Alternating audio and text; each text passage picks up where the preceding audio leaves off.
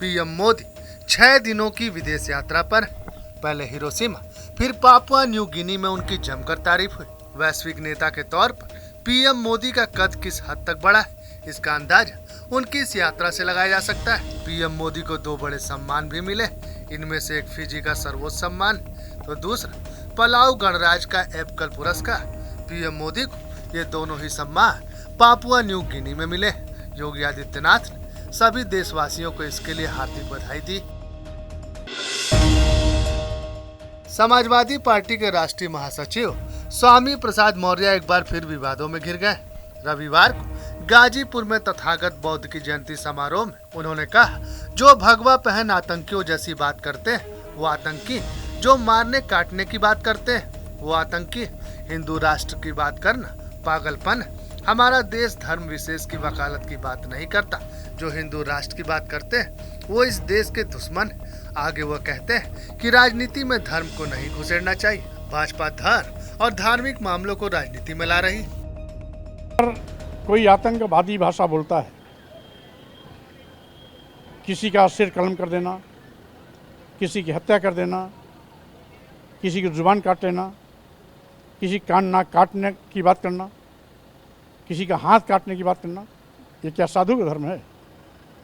तो जिस प्रकार से उन्होंने मेरी हत्या करना, मेरा सिर काटना, मेरा सिर कलम करने के लिए तलवार खरीद के हवा में लहराना, मेरी जुबान काटने पर इनाम घोषित करना, मेरा नाक कान काटना, मेरा हाथ काटना, यह आतंकवादी भाषा बोलने वाले लोग किसी भी वेश में हों वो आतंकवादी ही हैं।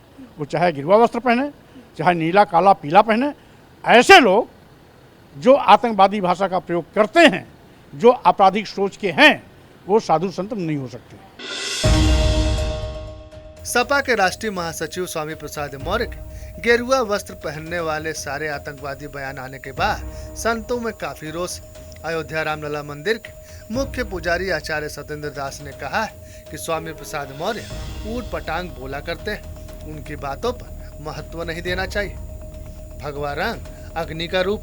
हमारे अच्छे पुरुष सन्यासी और योगी लोग भगवा वस्त्र धारण करते हैं, लेकिन आज राजनीति को चमकाने के लिए ऐसी भाषा बोली जाती है और भगवा के ऊपर आरोप लगाया जाता है कि आतंकवादी है भगवा वस्त्रधारी। ऐसी स्थिति में सभी जानते हैं भगवा वस्त्रधारी आतंकवादी नहीं। राजनीति एक ऐसी है और राजनीति को चमकाने के लिए ही कहा जाए, ऐसी भाषा बोली जाती है कि जो उसकी निंदा किया जाता है और उसके ऊपर आरोप लगाए जाते हैं कि आतंकवादी हैं भगवाधारी। तो इसी स्थिति में सभी जानते हैं कि भगवाधारी आतंकवादी नहीं है। भगवाधारी भगवान के उपासक हैं, भगवान के भक्त हैं और उस पर आरोप लगाना गलत है। यदि इस प्रकार से स्वामी प्रसाद मौर्य कहते तो ये निंदनीय है और उसकी जितना निंदा किया जाए कम है। उटपटांग बोलता है, उसके पास ज्ञान नहीं है और ऐसे मूर्ख की भाषा जो है सम्मान नहीं है और उसके कोई महत्व नहीं है। वास्तव में यह जो भगवा वेशधारी हैं वो आतंकवादी नहीं है, वो शांति के प्रतीक हैं और सुख शांति को प्रदान करने वाले। अखिलेश यादव से मिलने के लिए आगरा के किसान लखनऊ पहुंचे। वे अखिलेश के पास सरकार द्वारा कम मुआवजा देने की शिकायत लेकर पहुंचे। किसानों का कहना है कि सरकार उन्हें तय रेट से कम मुआवजा दे रही, जिस पर अखिलेश यादव ने सभी किसानों को आश्वासन दिया कि वे उनकी पूरी मदद करने के लिए तैयार हैं।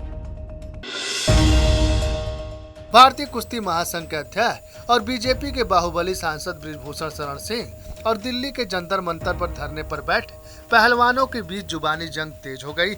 महीने भर से बजरंग पुनिया, विनेश फोगाट, साक्षी मलिक समेत देश के नामचीन पहलवान राजधानी दिल्ली के जंतर मंतर पर डेरा डाले हुए, जिन्हें रविवार को बीजेपी सांसद ने नार्को टेस्ट, पॉलीग्राफी टेस्ट या लाई डिटेक्टर टेस्ट करवाने की चुनौती भी दी थी, जिसे अब पहलवानों ने स्वीकार कर लिया। उत्तर प्रदेश के बलिया इलाके में बड़ा हादसा हुआ है, जहां पर एक नाव गंगा नदी में पलट गई। घटना में 4 महिलाओं की मौत हो गई। बताया जा रहा है कि नाव में करीब 30 लोग सवार थे। बल्दिया के मालदेपुर गंगा घाट पर यह हादसा ओहार परंपरा के दौरान हुआ। इस परंपरा में नाव से गंगा पार करने का चलन है। नाव के असंतुलित हो जाने से यह हादसा हुआ। घटना के बाद राहत और बचाव अभियान जारी। नाव पलटने के बाद कुछ लोग तो बाहर निकल आए, लेकिन कई महिलाएं बह गईं, जिनकी तलाश की जा रही।